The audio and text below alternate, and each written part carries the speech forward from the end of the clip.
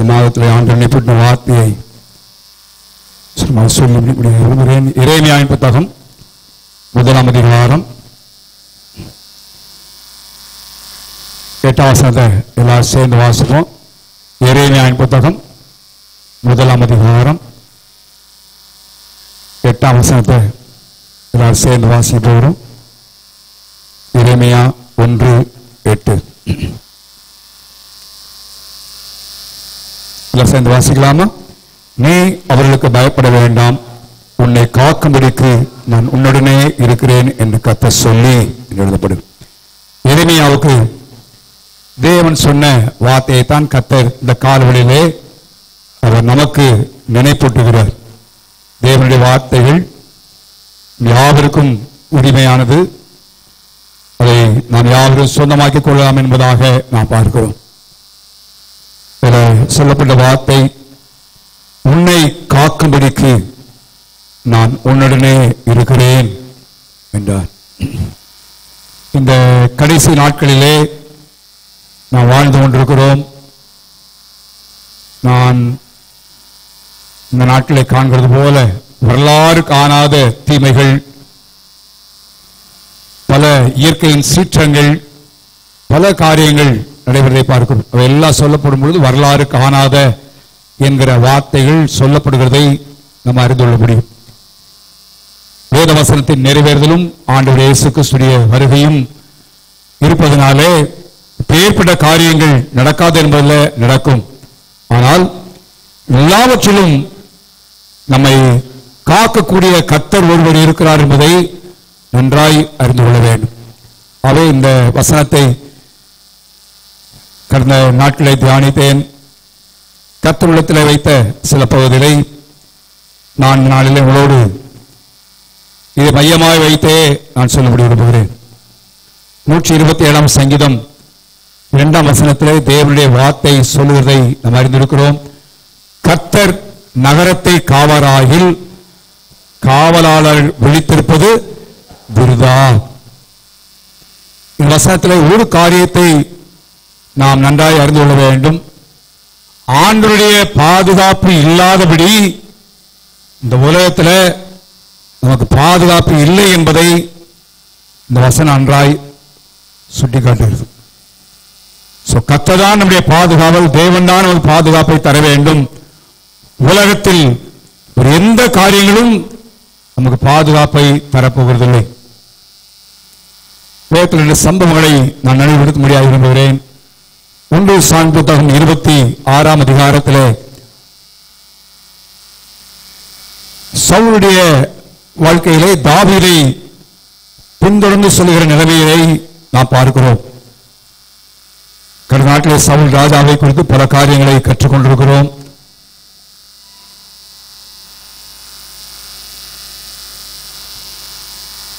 தாவீது எங்கெங்கெல்லாம் இருக்கிறானோ என்பதை சவுல் கேள்விப்படும் பொழுது உடனடியாய் அவனை கொல்லும்படியாய் அந்த இடங்களுக்கு செல்வதை நாம் பார்க்கிறோம்.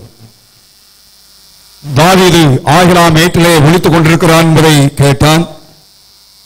ஆட்களை அனுப்பி வேறு அனுப்பி சவுல் தாவீது வந்தது நிச்சயம் என்பதை அறிந்து கொள்கிறான்.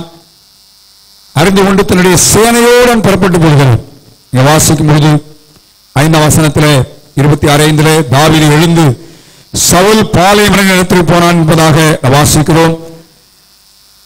ஜனங்கள் அவனை சுற்றி, சவுல் ரதம் இருக்கிற இடத்தில் படுத்துக் கொண்டிருந்தான். ஜனங்கள் அவனை சுற்றிலும் பாளையமிறங்கினார்கள். சவுலை கொல்லும்படியாக தன் சேனையோடு அவன் புறப்பட்டு போயிருக்கிறான். அங்கே சவுல் படுத்திருக்கிறான். அவனுக்கு உயிர் காப்பானாகிய அது அவனுடைய சேவகன் அவனை பாதுகாக்க வேண்டும். ஆனால் அவனும் ஜனங்கள் எல்லாரும் எத்திரை பண்ணினார்கள் என்பதாக வாசிக்கிறோம்.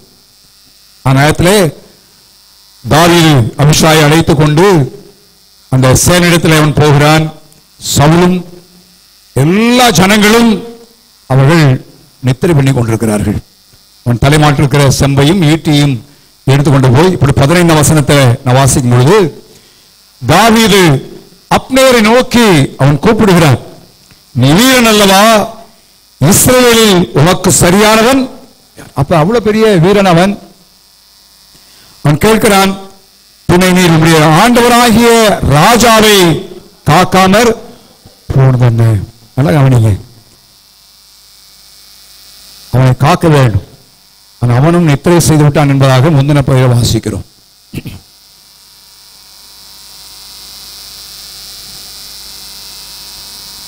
கர்த்தர் காவாராகில் நமக்கு எத்தனை காவற்காரரை போட்டிருந்தாலும் எத்தனை ப்ரொடெக்ஷன் இருந்தாலும் ஒன்றும் முடியாது என்பதை நம்முடைய மனதின் ஆழத்தில் அழுத்தமாய் இருந்து கொள்ள வேண்டும். நாடியலின் புத்தகத்திலும் ஒரு சம்பவத்தை நினைப்பூட்டும்படியாக நான் விரும்புகிறேன். தெரியும், தானியேல் உண்மையுள்ளவனாய் இருந்தான். அவனை குற்றச்சாட்டும்படியாக எத்தனையோ விதத்தில் முயற்சி பண்ணினார்கள், முடியவில்லை.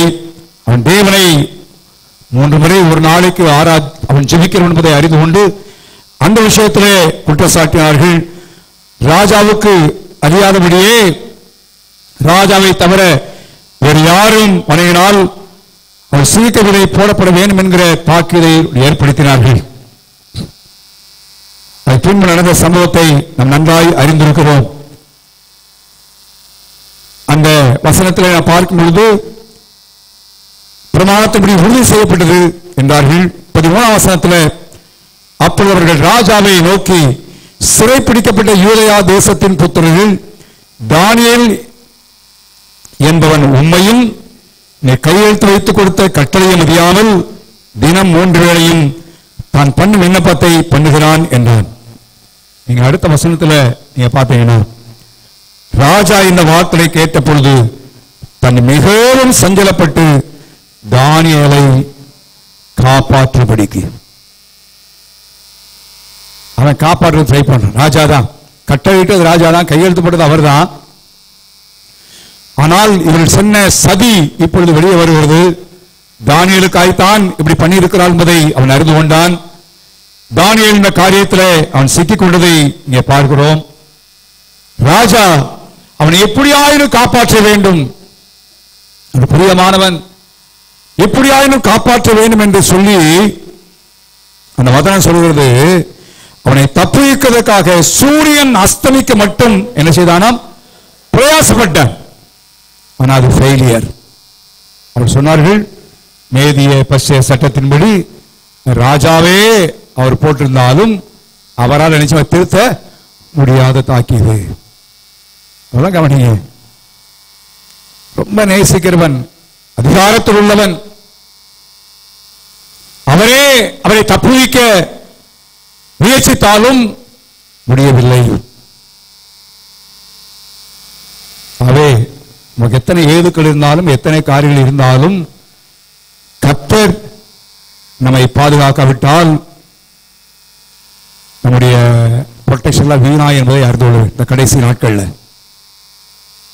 அவை கர்த்தர் என்னை காக்கிறவர் என்கிற உணர்வு, அந்த நிச்சயம் இந்த நாட்கள் நமக்கு இருக்க வேண்டும்.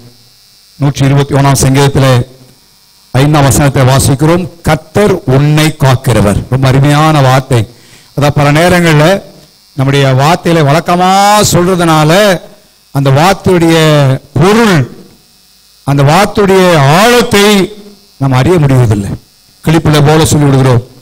வசனம் சொல்லு, கர்த்தர் உன்னை என்ன செய்வாராம், காக்கிறவர். ஹல்லேலூயா. எல்லாரும் வாய் சொல்லுவா, கர்த்தர் என்னை காக்கிறவர். ஹல்லேலூயா. கர்த்தர் என்னை காக்கிறவர். ஒவ்வொரு நாளும் இருதயத்தில் இருக்க வேண்டிய வார்த்தை. வீட்டை விட்டு புறப்படும் பொழுது, வெளியே செல்லும் பொழுது, எங்க சென்றாலும் கர்த்தர் என்னை காக்கிறவர் என்கிற ஒரு உணர்வு இந்த நாட்களில் நம்முடைய உள்ளத்தில் உண்டாகட்டும். 3ஆம் வசனத்தின் பின்பதை வாசிக்கிறோம், உன்னை காக்கிறவர் என்கிற வார்த்தை வாசிக்கிறோம். வார்த்தை பல நேரம் வசனத்தை வாசித்தியானதனால் கூட பேசுகிறேன். கர்த்தர் உன்னை காக்கிறவர். அந்த 3ஆம் வசனத்திலே பின்பதிலே உன்னை காக்கிறவர். என்ன தனிப்பட்ட முறையிலே அது உரிமை கொள்ளும்படியாய், அது நானும் நீங்களே சொந்தமாக்கிக் கொள்ளும்படியாய் அந்த வார்த்தை சொல்லப்படுவதை நாம் அறிந்திருக்கிறோம். அவே இந்த நாட்டில் கர்த்தர் என்னை காக்கிறவர், என்னை காக்கிறவர், என்னை காக்கிறவர். தனிப்பட்ட முறையிலே ஒவ்வொருவரையும் அவர் காக்கிறார் என்ற ஒரு நிச்சயத்தோடு இந்த நாட்களில் நம்முடைய வாழ்வோமானால் ஒரு பெரிய சந்தோஷமான ஒரு பெரிய காரியமாய் நாம் காணப்படும்.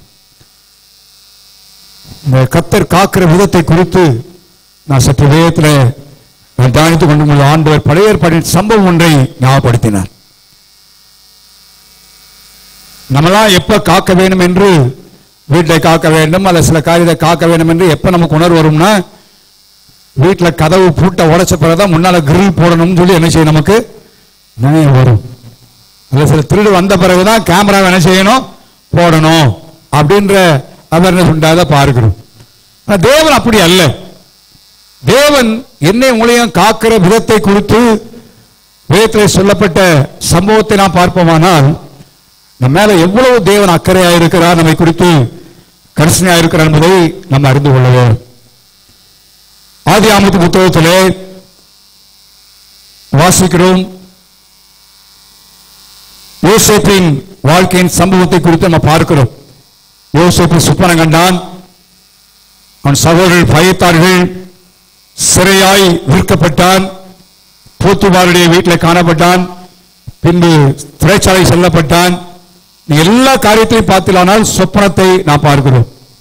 யோசேப்பு கண்ட சொப்பனம், சிறைச்சாலையிலே அவன் வந்த பொழுது கேட்ட சொப்பனம், அரண்மனையிலே ராஜாவுக்கு வந்ததுங்க சொப்பனம் என்பதாக நாம பார்க்க முடியும். நான் ஒரு காரியத்தை பார்க்க, எந்த சொப்பனத்தினால அவன் எகிப்துக்கு கொண்டு வரப்பட்டானோ அந்த சொப்பனத்தினாலே அவன் உயர்வடைந்தான். ஹல்லேலூயா. அவன் கண்ட சொப்பனத்தினால்தான் சகோதரர் என்ன சொல்வார்கள், சொப்பனக்கார வருகிறான் பாரு, இவரை காலி பண்ணிட்டு அந்த சொப்பனம் எப்படி நிறைவேறும் சொல்லி தள்ளினார்கள்.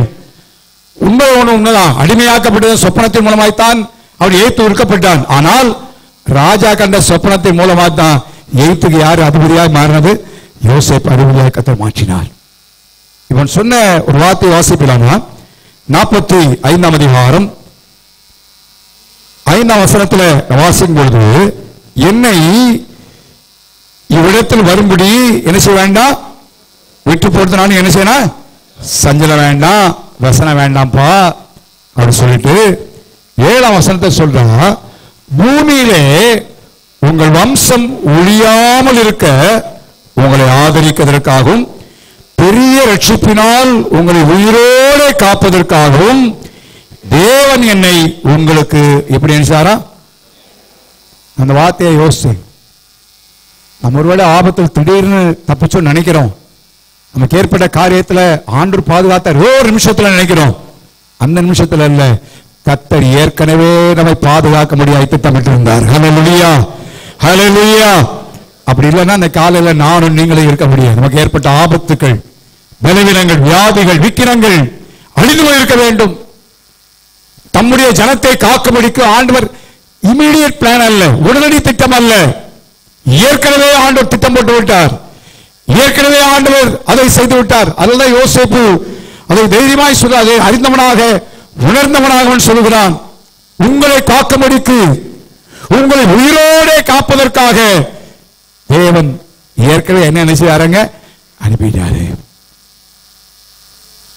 ஆண்டவருடைய ஒரு கன்சர்ன், தேவனுடைய அக்கறை, தேவன் மேல், தேவன் நம்ம மேல வைத்திருக்கிற ஒரு காரியத்தை இதுல கொஞ்சம் ஆழமா நாம் புரிந்து கொள்ளும். ஏதோ வாசித்து கொண்டு போறதல்ல. எடுத்ததை கொஞ்சம் யோசிச்சு பார்த்து, எத்தனையோ நேரங்களில் உங்களுக்கு தீமை ஏற்படுறது உண்மை, அழிந்து போயிருக்க வேண்டும். அந்த நேரத்தில் ஏற்பட்ட காரியத்தினால் அல்ல, தப்பு வைக்கப்பட்டதனால் அல்ல, தேவன் ஏற்கனவே நம்மை உயிரோடு காப்பதற்கு அவர் முன்குறித்து விட்டார், அவர் ஆயத்தமாகி விட்டார். ஹல்லேலூயா. அது என்ன வேணும், ஆண்டவர் நம்ம மேல் வைக்க அக்கறை என்ன வேணும், அதை யோசேப்பு உணர்கிறான். ஆண்டவர் வம்சமெல்லாம் ஒழிந்து போக்கிறான் சப்பா, உயிரோடு காக்கும்படிக்கு என்ன அனுப்பினாரு. அதை இப்ப எனக்கு நான் புரியுது, இப்ப நான் அண்டர்ஸ்டாண்ட் பண்ணிட்டேன், இப்ப எனக்கு விளங்குதுன்னு சொல்லி அவன் சொல்லுகிறான். அதே தான் ஆதியாம் 50ஆம் அதிகாரத்திலும் அவன் சொல்லுகிறான், நீங்களுக்கு தீமை செய்ய நினைத்தீர்கள், தேவனோ இப்ப நடந்து வருவடைய வீஜில் ஜனங்களை உயிரோடு காக்கும்படிக்கு அதை நன்மை செய்யாருங்க முடிவு பண்ணினார். உயிரோடு காக்கும்படிக்கு, உயிரோடு காக்கும்படிக்கு என் வாழ்க்கையில் ஏற்பட்ட எல்லா கரை தீமைதான். ஆனால் உங்களை தான் காப்பதற்காக, நம்ம எல்லா உயிரோட காப்பதற்காக தேவன் நன்மையாய் இப்படியே பண்ணினார் என்று சொல்வதை பார்க்கிறோம். எனக்கு அன்பான கர்த்தருடைய பிள்ளைகளே, கர்த்தர் உன்னை காக்கிறவர். நாட்டிலே காட்ஸ் ப்ரொடெக்ஷன், தேவனுடைய பாதுகாவலை நன்றாய் உணர்ந்து கொள்வோம். கர்த்தர் ஒவ்வொருவரையும் காக்கிறார் என்பதை நம்ம அறிந்து கொள்வோம். தான் யோசேப்பு அருமையாய் சொல்கிறான், ஆண்டுடைய ப்ரீ பிளான் என்னை உங்களை காப்பதற்காக. உலகத்திற்கு ஆபத்துகளும் தெரியும், எத்தனையோ பிசாசுடைய கண்ணீர்களும் தெரியும். ஆனாலும் தேவன் அவர்களிலே நாம் சிக்குண்டு போகாதபடி, அவர்களிலே அழிந்து போகாதபடி தேவன் பாதுகாத்தார். என்றால் என்னை உங்களை குறித்து ஆண்டு ஒரு பெரிய பிளான், ப்ரீ பிளான் கர்த்தர் வைத்ததாலே அவர் தப்பு வைத்திருக்கிறார். சத்தத்தை ஹல்லேலூயா, ஹல்லேலூயா. அதை நாம் உணர்ந்து ஒவ்வொரு நாளும் ஆண்டவருக்கு நன்றி செலுத்தலாய் காணப்பட வேண்டும், நன்றியுள்ளவர்களாய் காணப்பட வேண்டும். ஆண்டவரே என்னை காத்திருக்கிறியாப்பா. இத்தனை காரியங்களை நாம் பார்க்கிறோம். இந்த வருஷத்தை ஆரம்பித்தவர்கள் எத்தனையோ இந்த உலகத்தில் இல்லை, கடந்து விட்டார்கள். எத்தனையோ விதமான காரியங்கள் நடக்கதை பார்க்கிறோம். நமக்கு எத்தனையோ சேதங்கள், எத்தனையோ காரியங்கள் ஏற்பட்டது. கர்த்தர் நம்மை, கர்த்தர் உன்னை காக்கிற வார்த்தைப்படி கர்த்தரை காத்தார். ஏசாயா 27ஆம் அதிகாரத்தில் நான் பார்க்கும் பொழுது, ஏசாயா 27ஆம் அதிகாரத்தில் 3ஆம் வசனத்தில் தேவன் திராட்சை தோட்டத்தை குறித்து, திராட்சை தோட்டம் என்பது சபையை குறித்து, நம்முடைய வாழ்க்கை குறித்து நம்ம பார்க்க முடியும். அதற்கெல்லாம் ஒப்புமையாக நான் பார்க்கலாம். ஆண்டவர் அந்த திராட்சை தோட்டத்தை குறித்து, காக்கிற விதத்தை குறித்து சொல்லும் பொழுது தேவனுடைய வார்த்தை அழகாய் சொல்லப்படுகிறத, என்ன ஒவ்வொரு காரியம் அர்த்தமுள்ளதாய் சொல்லப்படுவதை பார்க்கிறோம். 3ஆம் வசனத்தில் கர்த்தராகிய நான், கர்த்தராகிய நான் என்ற சொல்வதை வாசிக்கிறோம். கர்த்தராகிய நான் அதை காப்பாற்றி, அடிக்கடி அதற்கு தண்ணீர் பாய்ச்சி, ஒருவரும் அதை சேதப்படுத்தாதபடிக்கு அதை இரவும் பகலும் என்ன செய்வேன், 2 தடவை காத்து காத்து என்ற வார்த்தை வாசிக்கிறோம். இரவும் பகலும் ஆண்டவர் காத்திருக்கிறார். இன்னும் காக்க போகிறோம். அந்த ஆண்டவர் தான் உன்னோடு கொண்டு உன்னை பாதுகாப்பேன்னு சொன்ன ஆண்டவர். இனி வரப்போற நாட்கள்ல இந்த உலகத்தில் நிஜமோ தீமைகளை சந்திக்க போகிறோம். எத்தனையோ காரியம் நடக்க போகுது, எத்தனையோ காரியம் இந்த உலகத்தில் ஏற்பட போகுது உண்மை. ஆனால் நான் பயப்பட வேண்டிய அவசியம் இல்லை. கர்த்தர் நம்மை பாதுகாக்கிற கர்த்தர். ஹல்லேலூயா. நீ பேப்பர்ல வர செய்தியெல்லாம் இப்படிப்பட்ட செய்தி. லாக்டவுன்ல ஊசி ஓட்டதுக்கு இப்ப என்ன சொல்றான், அந்த வாசித்தாலே வாசி பார்த்தீங்கன்னா செத்து போவான். யோசிச்சு பாருங்க, எல்லாம் சந்தோஷப்படுத்துற செய்தியா இல்ல. எல்லா காரியம் பாருங்க, எந்தெந்த காரியத்தை எடுத்தாலும் மனிதனை இன்னைக்கு பயமுறுத்தி, உனக்கு வர வேண்டிய அவசியம் இல்லை, வாசித்தாலே செத்து போவோம் பயந்து.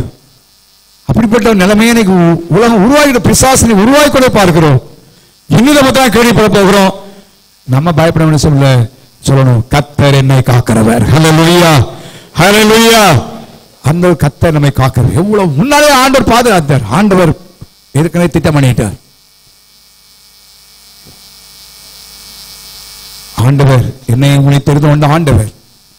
அதனாலே அடிக்கடி இரவும் பகலும் ஒருவரும் சேதப்படுத்தாதபடிக்கு நிலப்படுது, சேதம் கூட ஏற்படாதபடி நம்மை இரவும் பகலும் காத்துக்கொள்வேன். அதான் 124 சங்கீதத்தில் இஸ்ரவேலை காக்கிற தேவன் உறங்குவதும் இல்லை தூங்குவதும் இல்லை நிலப்படும். அவரை போல காக்கிற தேவன் ஒருவரும் இல்லை. இன்னைக்கு நம்முடைய ஜீவியத்தில் அந்த ஆண்டு உறுதியாக பற்றிக் கொள்வோம். ஸோ நம்மை பாதுகாக்கிற கர்த்தர் எனக்கு இருக்கிறாரு என்று அறிக்கை செய்வோம். அந்த உணர்வு இருக்கட்டும். தேசத்தில் ஆபத்துகள் ஏற்படும், தீமைகள் வருகிறது, விக்கிரங்கள் சூழும், எல்லாம் நடக்க வேண்டும். வெளிப்படையாக சொல்லப்பட்ட எல்லா காரியங்களும் சம்பவித்துக் கொண்டிருக்கிறது, இன்னும் சம்பவிக்க போகிறது. அதை யாராலும் நிறுத்த முடியாது. அதெல்லாம் நடக்கத்தான் செய்யும். ஆண்டவர் நம்மை அதன் நிலையிலே நம்மை பாதுகாக்கிற கர்த்தர், நம்ம ஆராதிக்கிற ஆண்டவர், அவருடைய பாதுகாப்பு உண்டு என்கிற உணர்வோடு நம்ம புறப்பட்டு செல்வோம். நம்முடைய திறமையில் வாகனங்களை ஓட்டினாலும் எத்தனை வருஷம் சர்வீஸ் எனக்கு இருக்கு, எவ்வளவு திறமைசாலியா இருப்பேன், எந்த திறமையும் இந்த உலகத்தில் எடுபடாது. கர்த்தருடைய பாதுகாவல் மாத்திரமே நமக்கு உண்டு. ஹல்லேலூயா, ஹல்லேலூயா. ஆண்டவர் பாதுகாக்கிற விதத்தை நான் சொல்ல போல அப்படியே இந்த வசனங்களை யோசித்த உடனே ஆண்டவர் இன்னொரு வார்த்தையை நினைப்பூட்டினார். எரேமியா புத்தகம் 31ஆம் அதிகாரத்துக்கு நேராய் திருப்புங்கள். எரேமியா 31ஆம் அதிகாரம் 10ஆம் வசனத்தின் பின்பகுதியிலே சொல்லப்படுகிறது, ஒரு மேய்ப்பன் தன் மந்தையை காக்கும் வண்ணமாக அதை நினைச்சுவார் காப்பார் என்று எழுதப்படுகிறது. ஒரு மேய்ப்பன் தன் மந்தையை காக்கிற வண்ணமாக தேவன் நம்மை காக்கிறார். நான் இந்த மேய்ப்பன் காக்கும் விதமாய் என்று சொன்ன வழியிலே மேய்ப்பர்கள் அந்த அவர்களை குறித்த என்ன உண்டானால நினைவிலே லூக்கா எழுதிய சுவிசேஷம் 2ஆம் அதிகாரத்திலே ஆண்டவர் இயேசு இந்த உலகத்திலே அவர் தோன்றின அன்று சீஷர்களுக்கு அந்த மேய்ப்பர்களுக்கு செய்த காரியத்தை வாசிக்கும் பொழுது 2ஆம் அதிகாரம் 8ஆம் வசனத்தை வாசிக்கிறோம். அப்பொழுது அந்த நாட்டிலே மேய்ப்பர்கள் வயல்வெளியில் என்ன செய்தார்கள், தங்கி ராத்திரியிலே தங்கள் மந்தையை என்ன செய்தார்கள், காத்து கொண்டிருந்தார்கள் என்று வாசிக்கிறோம். ராத்திரில காத்துறோம். ஒரு மேய்ப்பன் காக்கிற வண்ணமாய் அவன் காக்கிறார் என்று எழுதப்படுகிறது. இந்த மேய்ப்பர்கள் தன்னுடைய மந்தைய ராத்திரில காத்துக்கிட்டு இருந்தாங்களாம். தங்கி அவருடைய கண் விழிப்பு, அவர்களுடைய தூக்கத்தை பெருசா பார்க்கல. அப்பதான் அந்த தூதன் தோன்றின உடனே அவர்கள் அந்த சத்தத்தை கேட்டார்கள். உடனடியாய் அவர்கள் இயேசுவை பார்க்க முடியாது புறப்பட்டு போனதை நம்ம பார்க்கிறோம். விழித்திருந்தார்கள் விழிப்போடு. எப்படி அங்கே இரவும் பகலும் அதை காத்துக் கொள்வேன் என்று ஆண்டவர் சொன்னார். இஸ்ரவேலை காக்கிற தேவன் இரவும் உறங்குவதுமில்லை தூங்குவதுமில்லை என்று ஆண்டவர் சொன்னதை பார்க்கிறோம். அதே போல தேவன் இங்கே பார்க்கிற வேளையிலே அவர் என்ன செய்யறாருங்க, விழித்துக் கொண்டு மந்தையை காக்கிற வண்ணமாக தேவனை காக்கிறார். மந்தையில ஓனாய் வந்து விடக்கூடாது, அல்லது மற்ற தீமைகள் ஆடுகளுக்கு ஏற்படக்கூடாது என்று ஒரு விழிப்போடு இருப்பது போல தேவன் என்னையும் உங்களையும் மந்தையை காப்பது போல நினைச்சாருங்க காக்கிறார். இந்த மந்தையை காத்த விதத்தை குறித்து தாவீது சொல்லும் பொழுது சொன்ன வார்த்தையை வாசிக்கிறோம். தாவீது ஒரு நல்ல மேய்ப்பனாக நம்ம வேதத்தில் அவனை பார்க்க முடியும். அதுதான் ஆண்டவர் அந்த தாவீது ஆண்டவரை பற்றி சொல்லும் பொழுது அவன் சொல்றான், கர்த்தர் என்னுடைய எப்படிப்பட்டதா இருக்கிறாரு, மேய்ப்பர். ஏன்னா ஒரு மேய்ப்பன் ஆடுகளை மேய்த்தவன் தன் தோப்புடைய ஆடுகளை மேய்த்துக் கொண்டிருந்தான். சாமுவேல் தீர்க்கதரிசி அங்கே வீட்டிலே சென்று மற்றவர்கள் எல்லாரும் அபிஷேகம் பண்ணும்படியாய் ராஜாவை தெரிந்து கொள்ளும்படி போன வேளையிலே தாவீதை நமக்கு தெரியும் கேட்கிறான். வேற இளையவன் ஆடுகளை என்ன செய்கிறான், மேய்த்துக் கொண்டு அவன் ஆடுகளை மேய்க்கிறான். தன் தோப்புடைய ஆடுகள் தன்னுடைய கரத்தில் கொடுக்கப்பட்டதுனாலே அந்த ஆடுகளை மேய்த்துக் கொண்டிருக்கிறான். அவன் எப்படி மந்தையை காத்தான் என்பதை குறித்து அவன் சொல்லுகிறான். மந்தையை காத்த விதத்தை குறித்து அவன் சவுல் ராஜாவுக்கு முன்பதாக கோலியாத்தை நான் கொன்று விடுவேன் என்று சொல்லும் பொழுது சவுல் ராஜாவுக்கு முன்பாக நிறுத்தப்படுகிறான்.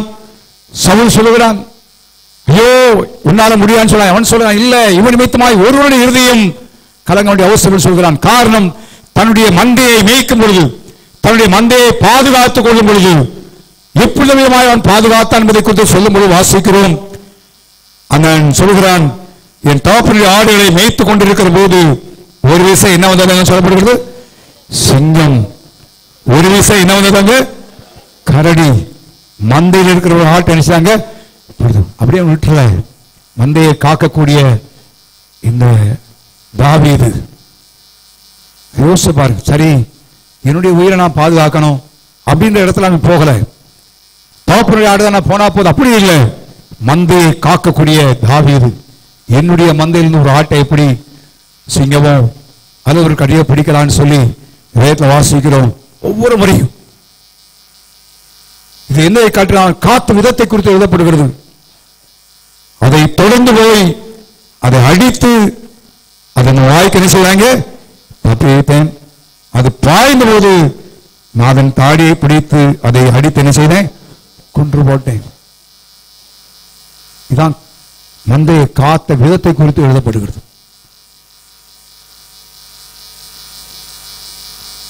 இந்த காலவெளியிலே நம்முடைய ஆண்டவர் மந்தையை கேட்கறது போல நினைச்சாருங்க, அவர் பாதுகாக்கிறார் என்பது எழுதப்படுகிறது.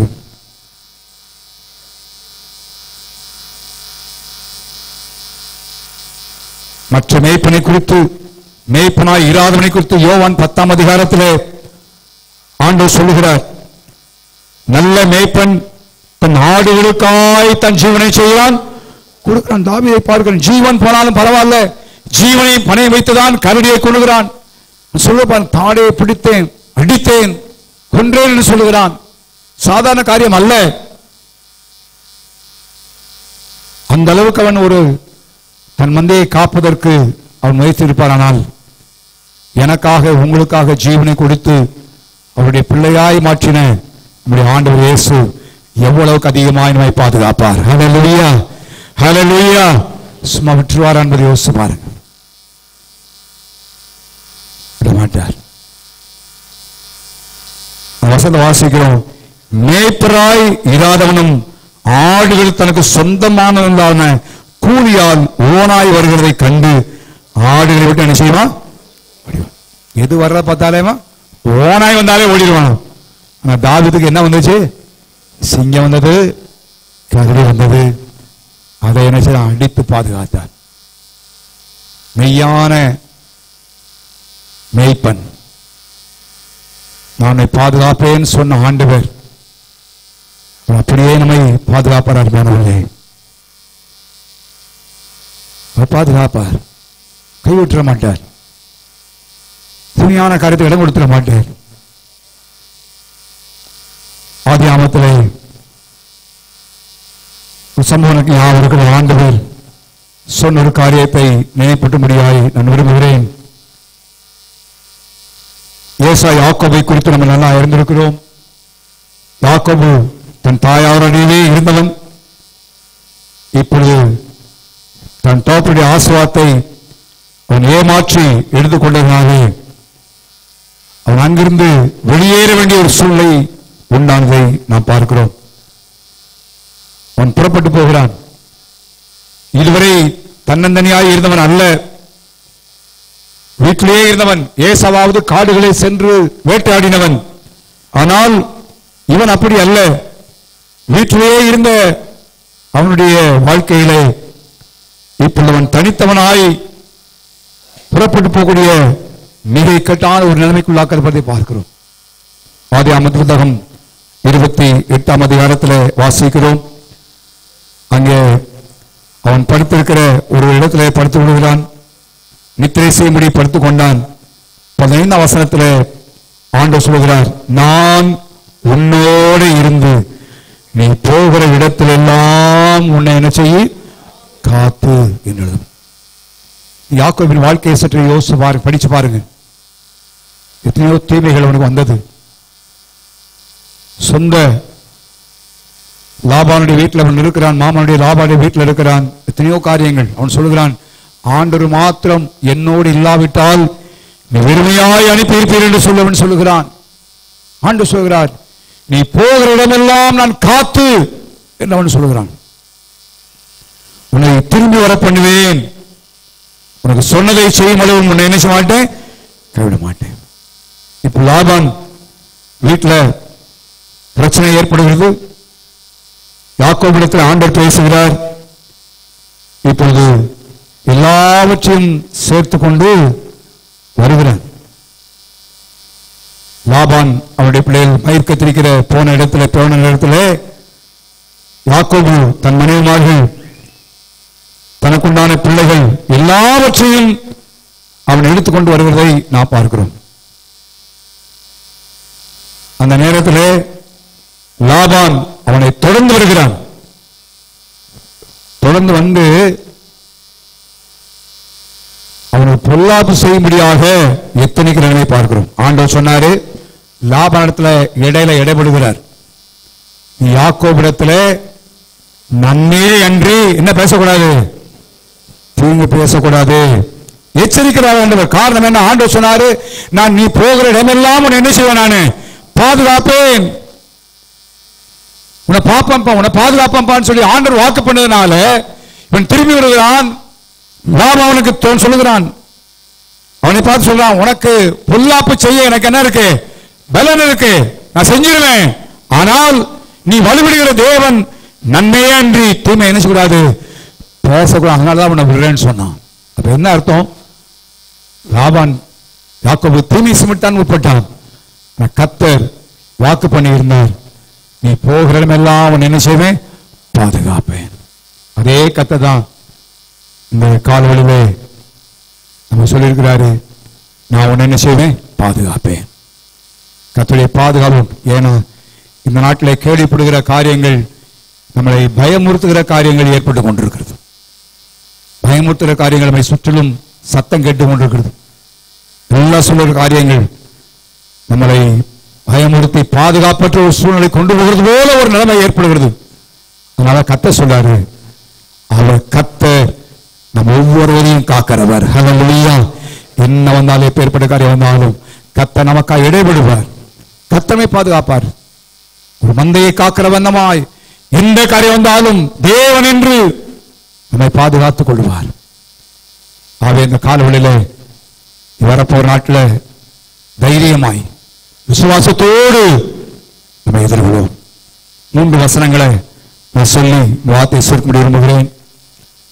3 காரியங்கள். ஒன்று, 121 சங்கீதம் 7 வசனத்தில், கர்த்தர் எல்லா தீங்குக்கும் விலக்கி காப்பார். எதுக்கெல்லாம் விலக்கி காப்பாரா? எல்லா வாய்களும் சொல்லுங்க பார்ப்போம். எல்லா தீங்கு என்று எழுதப்பட்டிருக்கிறது. எத்தனையோ தீங்கான காரியங்கள் நம்முடைய வாழ்க்கையை குறிக்கிறது. அறியாமல் எத்தனையோ காரியங்கள் ஏற்படுகிறது. நமக்கு தெரியாது என்னென்ன தீங்குகள் ஏற்பட போகுது, நமக்கு தெரியாது. ஆனால் இந்த காலவெளியிலே நம்ம உணர்ந்து கொள்ளணும், கர்த்தரனை எல்லா தீங்குக்கும் அவர் நம்மளுக்கு என்ன செய்வாராங்க, காப்பார். யோசேப்புடைய வாழ்க்கையிலே அவர்கள் தீங்கு செய்தார்கள். அவன் சொல்லும் பொழுது தீமை செய்ய நினைத்தீர்கள் சொல்லுகிறான். ஆனால் சவுல் தீமைதான் செஞ்சாங்க, தீமைதான். போத்திபாருடைய மனைவி தீமைதான் செய்தால், ஆனா கர்த்தர் எல்லா தீங்குக்கும் விலக்கி அவனை பாதுகாத்தார். ஹல்லேலூயா, ஹல்லேலூயா. நம்முடைய வாழ்க்கையில தீங்கள் வரட்டும், நம்ம அணுகாமல் சுற்றி எத்தனையோ தீங்கள் நமக்கு இருக்கிறது. அதனால்தான் ஆண்டவர் காக்கலன்னா நம்மளால நினைச்சு காக்கவே முடியாது. ஆண்டவருடைய ப்ரொடெக்ஷன் இருக்கிறது. எல்லா தீங்கு தேசத்துல இன்னும் தீமையான காரியங்களை கேள்விப்பட போகிறோம். மொர்தெகாய்க்கு விரோதமாய் ஆமான் தீங்கு செய்யும்படியாய் திட்டமிட்டான். யோசிச்சு பாருங்க, முழு யூத ஜனங்களுக்கும் தீமை செய்யும்படியாக அவன் செய்ததை நாம் பார்க்கிறோம்.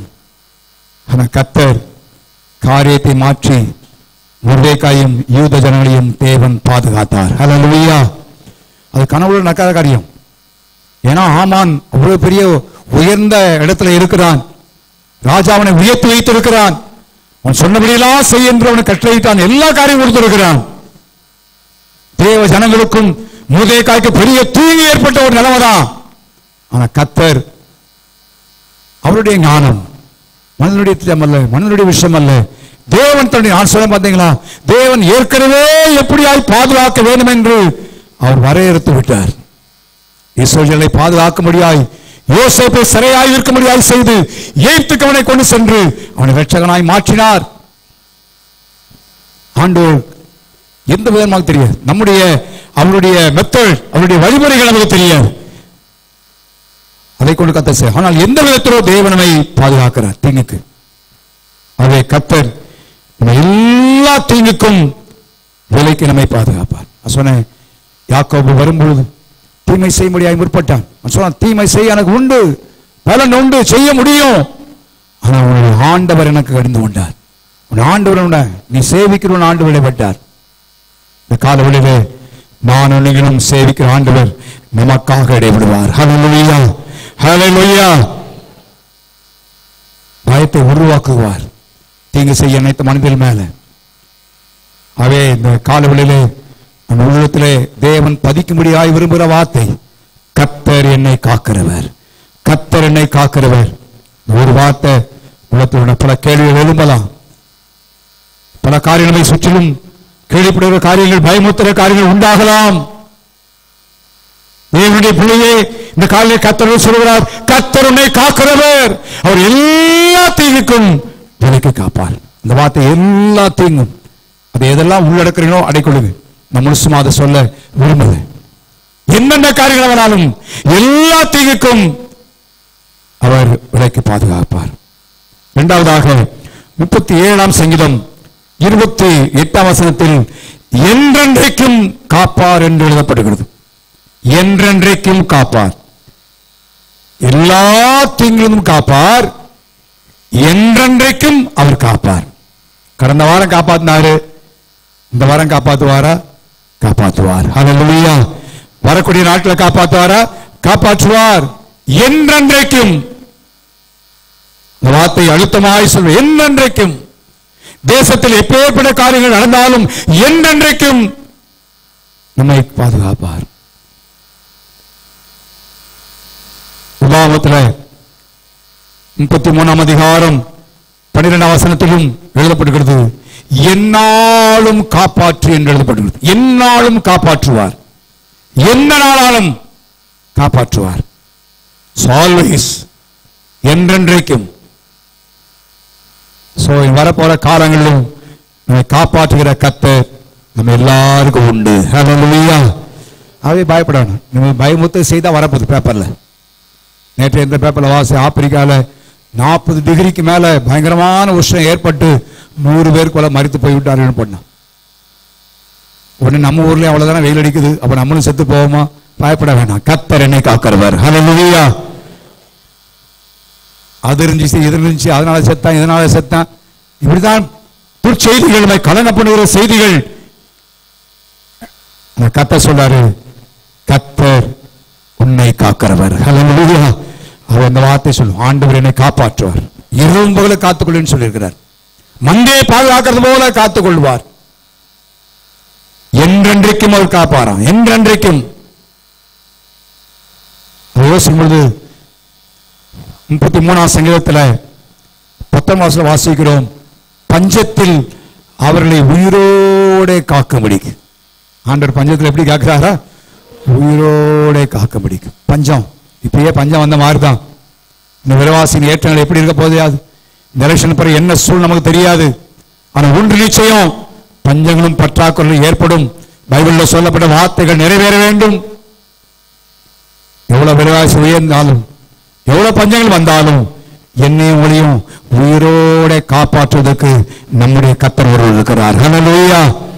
அவை பயப்பட வேண்டிய அவசியம் இல்லை. ஐயோ நான் சேமிக்கலையே, அதில் இதில் எதையும் பயப்பட வேண்டிய அவசியம் இல்லை.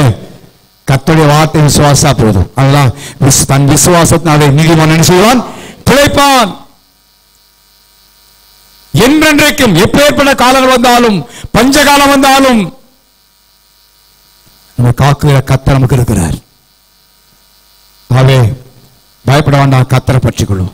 இந்த கால்வெளியிலே அவருடைய காக்கிறவர் என்கிற அந்த ஒரு பகுதியை மாத்திரம் அவங்களோட நான் பேசிட்டு இருக்கிறேன். ஒரு பகுதியை மாத்திரம் உங்கள் உள்ளத்தில் பதிக்க முடியாது தேவாவியன் விரும்புகிறார். பஞ்சத்தில் ஆனாலும் உயிரோட ஆண்டவர் நம்மை பாதுகாப்பார். இல்லையா? பத்திர பாதுகாத்த நமக்கு தெரியும். ஆறு வற்றி போனது, அது இல்லாமல் போனாலும் கர்த்தர் அவருடைய மெத்தட் வேற, அவருடைய வழிமுறைகள் வேற. சாரி பார்த்து உதவியை கொண்டு கர்த்தர் போஷித்தார் என்பதாய் வாசிக்கிறோம். பஞ்சம் முழுமைக்கு அவருடைய வீட்டிலையும் அவருடைய உயிரோட பாதுகாத்து வாசிக்கிறோம். நம்முடைய அறிவுக்கு அப்பாற்பட்ட அறிவு அவருடைய அறிவு. அதான் ஏசாயா வாசிக்கிறோம், நம்முடைய நினைவுகள் அவருடைய நினைவுகள் அல்ல, நம்முடைய வழிகள் நம்முடைய வழிகள் நம்மை காட்டிலும் மேலான வழிகள், மேலான எண்ணங்களை உடையவராக இருக்கிறார். நம்முடைய கால்குலேஷன் அல்லது நம்முடைய கணக்கெல்லாம் தவறானது, அதன்படி நடக்க போறதில்லை. நம்ம சிலது காம்ப்ளிகேட்டட் ஆயிடுறோம், இப்படி ஆகுமா அப்படி ஆகுமா, இல்லை. கர்த்தர் எல்லாத்தையும் மேல ஈஸியா கண்டுகிறார். ஆறு வெற்றி போச்சே, அதை பத்தி அவனுக்கு கவலை இல்லை. அழைத்த ஆண்டவர் அவர் இன்னைக்கு உயிரோடு இருக்கிறார். ஹல்லேலூயா. விதையை கொண்டு என்ன ஆண்டவரே விதையை கொண்டு போஷிக்கிறேன் கேட்கல, தெரியும் அவனுக்கு. ஆண்டவர் காப்பாற்றுவார், காப்பாற்றுவார், தருவாரு. பஞ்சத்தில் செழிப்பான ஆகாரத்தை கொடுத்தார். இந்த கால்வழியிலே என்றென்றைக்கும் அவர் காக்கிற தேவன். நல்லா கவனிங்க, எல்லா திக்குக்கும் விலைக்கு பாதுகாப்பார், என்றென்றைக்கும் அவர் நம்மை காப்பார். 2 சாமுவேல் 8ஆம் அதிகாரம் 14ஆம் வசனத்திலே தாவீதை பற்றி எழுதப்படுகிறது. தாவீது போன எல்லா இடத்திலேயும் கர்த்தர் காப்பாற்றினார்.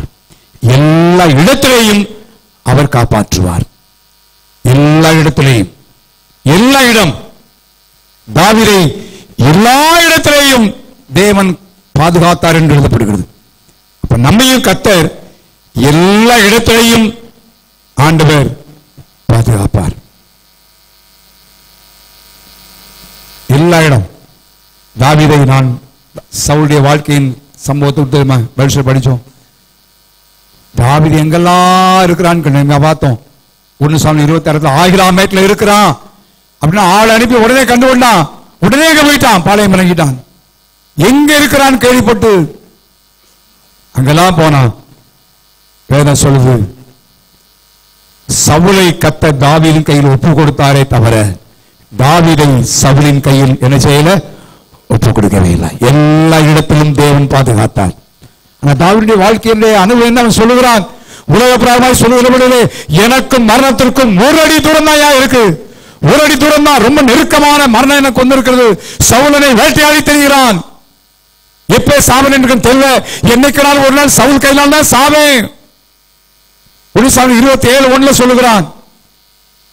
அவ்வளவு நெருக்கமான காரியம். ஆனால் வேதம் சொல்லுது, அவன் போன எல்லா இடத்திலேயும் கர்த்தர் அவன் என்ன செய்யாருங்க, பாதுகாத்தார். கண்மான கர்த்தருடைய பிள்ளைகளே, நம்முடைய வாழ்க்கையிலும் எல்லா இடத்திலேயும் கர்த்தரை பாதுகாப்பார். நாம் போகிற இடங்கள் பாதுகாப்பற்ற இடமா இருக்கலாம், தூய்மையான இடமா இருக்கலாம், நமக்கு தெரியாது. ஆனால் நான் நீங்கள் பயப்பட வேண்டிய அவசியம் இல்லை. ஆண்டவர் என்னை பாதுகாப்பார். எல்லா இடத்திலேயும் அவனை பாதுகாக்கிற தேவன்.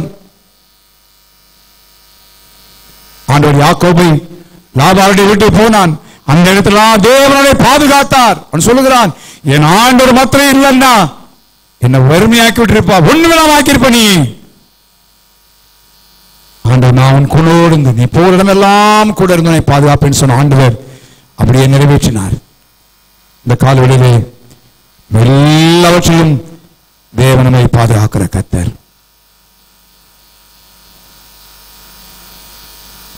யாத்ரா 20ஆம் அதிகாரம் 20ஆம் வசனத்திலே வாசிப்பிலான தம்முடைய ஜனத்துக்கு அவர் சொல்லுகிறாரு, வழியிலே உங்களை பாதுகாக்கும்படிக்கு அவர் தூதனை நினைச்சு வராங்க அனுப்புவார். வழியிலே நம்ம பாதுகாக்கும்படிக்கு. நம்ம போகிற வழி எப்படிப்பட்ட வழின்னு தெரியாது, போகிற இடம் எப்படிப்பட்ட தெரியாது. ஆனால் அவர் நம்மை பாதுகாக்கும்படிக்கு அவர் தூதன் அனுப்புகிறார் என்று எழுதப்பட்டிருக்கிறது. அன்பான கர்த்தருடைய பிள்ளைகளே, கடந்த நாட்களாம் கர்த்தர் எத்தனையோ ஆபத்திலிருந்து பாதுகாத்தார். நான் திரும்பி பார்க்கிறேன், எத்தனையோ ஆபத்துக்கள், விபத்துக்கள் இதுல கர்த்தர் பாதுகாத்தார். பாதுகாத்த மாத்திர என்றென்றைக்கும் அவர் காப்பார். ஹல்லேலூயா, என்றைக்கு காப்பார். தேசத்தில் பயங்கரமான செயலை கேள்விப்பட போகிறோம். எல்லாம் நடக்கட்டும், நான் பயப்பட வேண்டிய அவசியம் இல்லை. ஒரே ஒரு காரியம், கர்த்தர் என்னை காக்கிறவர். ஹல்லேலூயா, நன்னோடு கூட இருந்தவனை என்ன செய்வேன், நான் காப்பேன். அவனுடைய வார்த்தை மாறாதவர் வார்த்தை. 31ஆம் சங்கீத 2 வசனத்திலே வாசிக்கிறோம். தாவீது சொல்கிறான், அவரை கூடார மறைவில் ஒளித்து வைத்து என்ன செய்வாராம், காப்பாற்றுகிறார். எங்க ஒளிச்சு வைக்கிறாரா, கூடார மறைவில். அவருடைய கூடார மறைவில் ஒளித்து வைத்து, கூடார மறைவில் தேவனை ஒளித்து வைத்தவரை பாதுகாக்கிறார். ஆண்டுடைய பாதுகாப்பு எவ்வளவு ஆச்சரியமாக பாருங்க. அவருடைய கூடாரத்தில்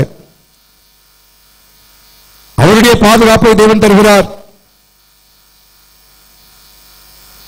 உமது கூடாரத்திலே ஒளித்து வைத்து என்ன செய்கிறீர், காப்பாற்றுகிறீர் சொல்லுகிறான். அதை சொல்லும் பொழுது மனுஷருடைய அகங்காரங்கள், நாவுகளின் சண்டைகள் எல்லாத்துக்கும் என்னை ஒளித்து வைத்து பாதுகாக்கிறீர். அப்பேற்பட்ட ஒரு தேவனைத்தான் நான் நீங்களும் ஆராதிக்கிறோம். அந்த தேவன் தான் பின்பற்றுகிறோம். அந்த தேவனை விட்டு தூரம் போக வேண்டாம். ஆண்டவருடைய பாதுகாப்பு இல்லை என்ற நிலைமை உருவாகுமானால் மிக மோசமான முன்னாயிரும். கடந்த வாரத்திலே சவுலின் வாழ்க்கை குறித்து நான் பேசினேன். பைபிள் சொல்ல ராஜாவாய் அபிஷேகம் பண்ணப்பட்டவன் தான். உங்கள் கர்த்தர் அவனை விட்டு விலகினார். தேவனுடைய பாதுகாப்பு அவனுக்கு இல்லாமல் போயிடுச்சு. எந்த பெலிஸ்தரை ஒரு நாளை ஜெயித்தானோ அதே பெலிஸ்தராலே வெட்டுண்டு செத்தான். So let us be in God's protection. தேவனுடைய பாதுகாப்புக்குள்ள நம்ம இருப்போம். தேவனுடைய பாதுகாப்பை உணர்வோம். கர்த்தர்தான் எனக்கு பாதுகாப்பு என்பதை நம்ம அறிந்து கொள்வோம், அதை உணர்வோம். அப்படி இல்லைன்னா நான் சொன்னேன், எவ்வளோ பிரயாசப்பட, எத்தனை செக்யூரிட்டி கார்டு போட்டாலும் சரி, எவ்வளவு பெரிய லாக் வச்சிருந்தாலும், உங்க வாகனத்துல எவ்வளவு சேஃப்டி கார்டு இருந்தாலும் சரி, ஒன்னும் என்ன செய்யப்படுறதில்லை, முடியாது முடியாது. கர்த்தர் பாதுகாக்காவிட்டால், கர்த்தர் பாதுகாக்காவிட்டால். ஆகவே தேவனுடைய பாதுகாப்புல இருப்போம். ஆண்டு சொன்ன வார்த்தை, உன்னை காக்கும்படிக்கு உன்னோடு என்ன செய்கிறேன், இருக்கிறேன். இந்த வார்த்தையை எழுதி வைத்துக் கொள்வோம். அவர் எல்லாத்தையும் பாதுகாப்பார், என்றென்றைக்கும் காப்பார், எல்லா இடத்திலும் என்ன செய்வாராங்க, காப்பார். இதான் அந்த காலவெளியை கர்த்தர் உள்ளத்தில் வைத்தார். முகவரையாய் சில காரியத்தை சொன்னேன். தேவனுடைய பாதுகாக்கும் விதம், மந்தையை காக்கும் வண்ணம் விதமாய் பாதுகாக்கிறார். தன்னுடைய ஜனங்களை, வம்சத்தை பாதுகாக்கும்படி அதற்காக முன்கூட்டியே தேவன் யோசேப்பை அனுப்பி பாதுகாக்கிறார். அதே ஆண்டவர் தான் இன்னைக்கு நம்மை பாதுகாக்கிறார். போகிற இடம் எப்படி தெரியாது, ஆனா முன்கூட்டியே கர்த்தர் தூதனை அனுப்பி நம்மை பாதுகாப்பார். ஹல்லேலூயா. ஆகவே இந்த காலவெளியிலே நாம் கர்த்தருடைய பாதுகாப்புள்ள காணப்படுவோம். அந்த தேவன் கொடுத்த பாதுகாப்பை உணர்ந்து நன்றி செலுத்துவோம், அதை விசுவாசிப்போம். நான் சொல்ல போல இன்னைக்கு பல செய்திகளை கேள்விப்படுகிறோம். அப்பேற்பட்ட துச்சைகளை வாசிக்காமல் கேட்காமல் இருப்பது நல்லது. ஆனா சிலர் என்ன செய்யறது, கேட்டுதான் பார்ப்பேன்னு கேட்கறது, கேட்ட பிறகு மறக்கவே என்ன செய்யல முடியல.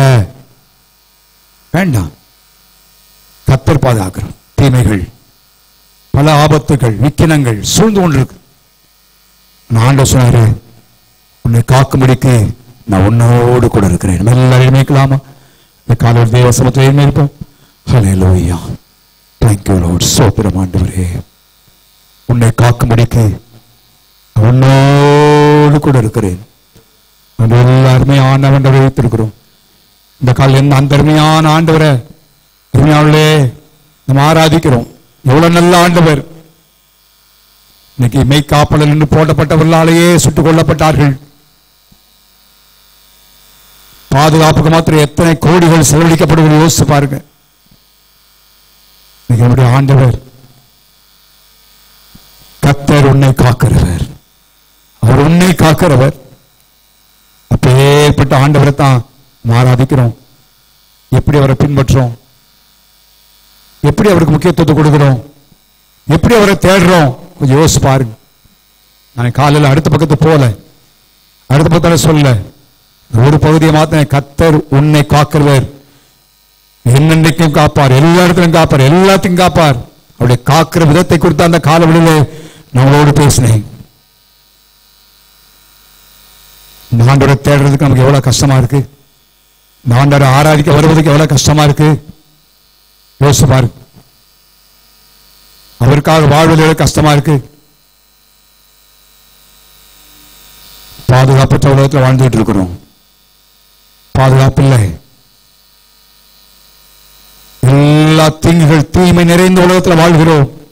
எத்தனையோ தீமைகள் நம்மை சுற்றி நடந்து கொண்டே இருக்கிறது. நம்முடைய பிள்ளையை இந்த ஆண்டவர் நன்றி உள்ளவர்களா இருப்போம். அவரை தேடும், அவர் கொடுக்க வேண்டிய ஸ்தானத்தை கொடுப்போம், அவர் கொடுக்க வேண்டிய முக்கியத்துவத்தை கொடுப்போம். யோசுவா உன்னை காக்கும்படிக்கு நான் உன்னோடு இருக்கிறேன்னு சொன்னாரு. எல்லா இடத்திலையும் எல்லாரும் எப்பொழுதும் கூட இருக்க முடிகிறதில்லை, இருக்கிறதில்லை. தேவன் எல்லா இடத்திலையும் பாதுகாக்கிறார். யோசேப்பு போன இடத்துல பாதுகாத்தார், தாவீது போன இடத்துல பாதுகாத்தார். ரொம்ப ரிஸ்கான ஏரியா, உன் போன இடங்கள்லாம் பாதுகாப்பற்ற இடங்கள் தான். ஐயோ, என்னைக்கு நான் ஒரு நாள் சவுல் கையில தான் சாக போறேன், எனக்கு அப்படிப்பட்ட பாதுகாப்பே இல்லை. ஆனால் கர்த்தர் போன இடத்துல எல்லாம் கர்த்தர் பாதுகாத்தார். என்றென்றைக்கு அவர் பார்க்கிற தேவன்.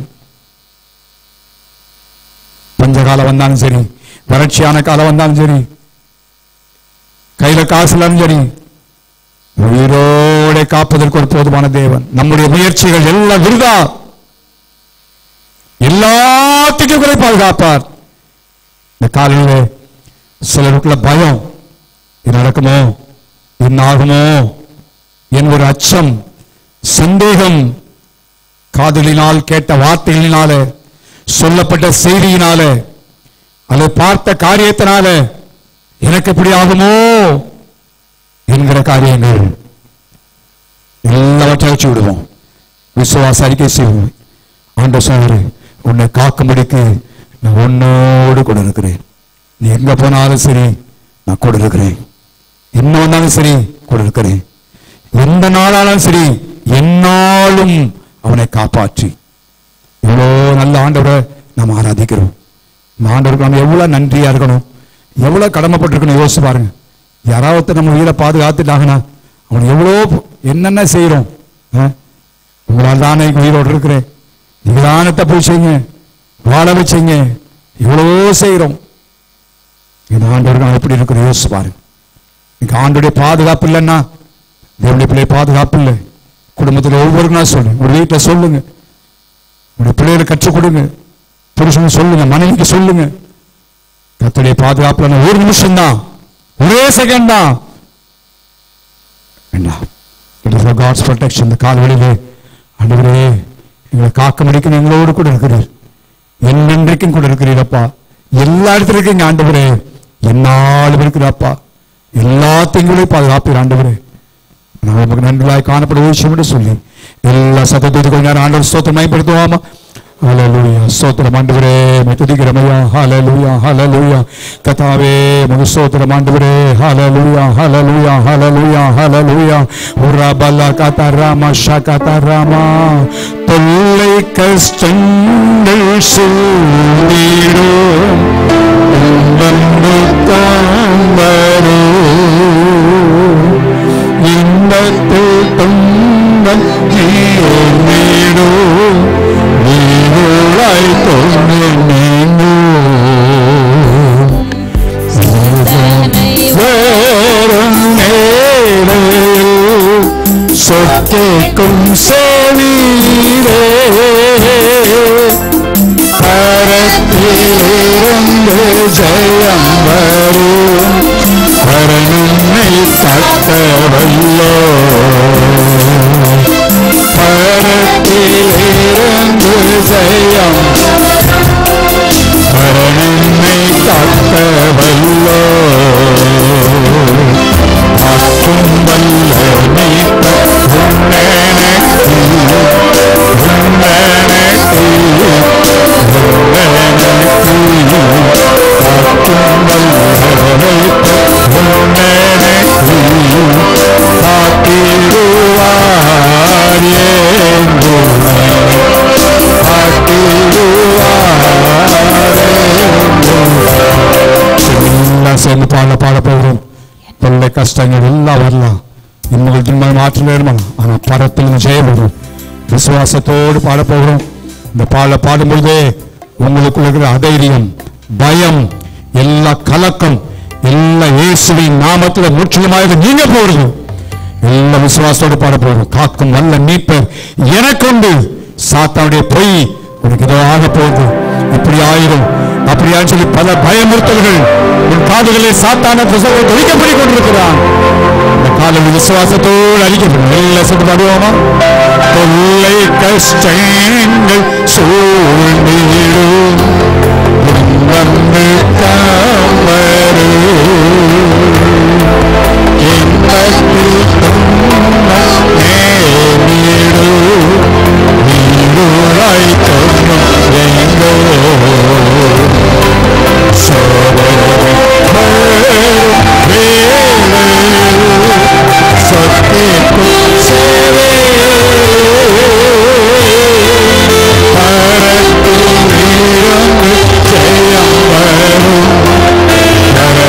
Hey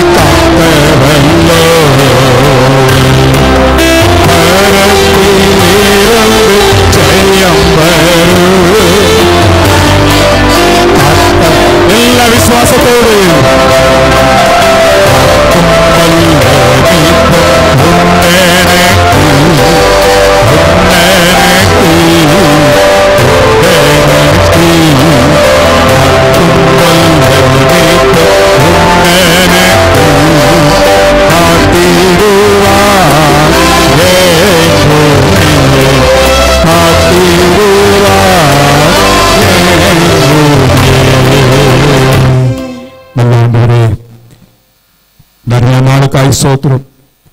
தினமயத்திலும் இறைமையாக சொன்ன வார்த்தையை எங்களுக்கு நீ சொல்லி எங்களை தைரியப்படுத்துவதற்காய் ஸ்தோத்திரம். தீமை நிறைந்த உலகத்தில் வாழ்ற ஆண்டவரே, ஆபத்து நிறைந்த உலகத்தில் வாழ்ந்து கொண்டிருக்கிறோம்.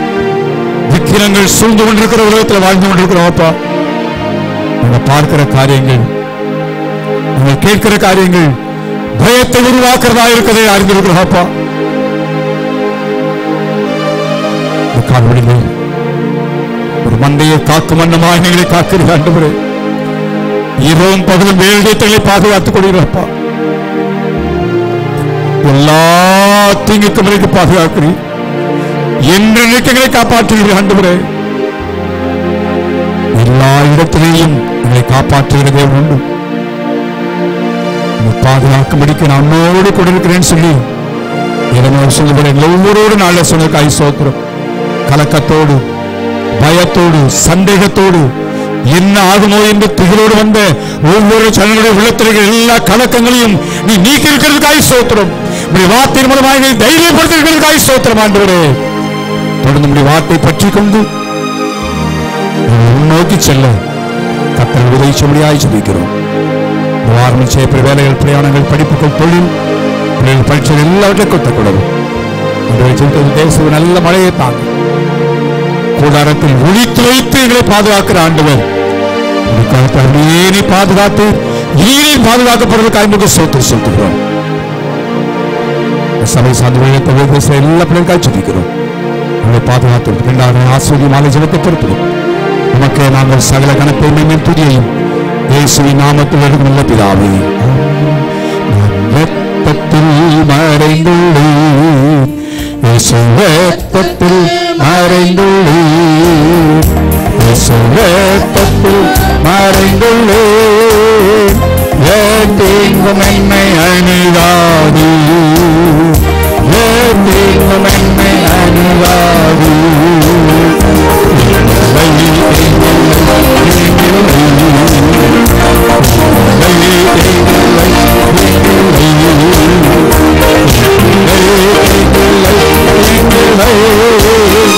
சாத்தான் என்ன செய்ய முடியாது.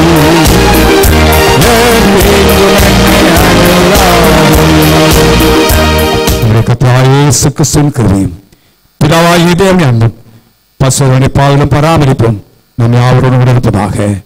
ஆமென். ஹல்லேலூயா.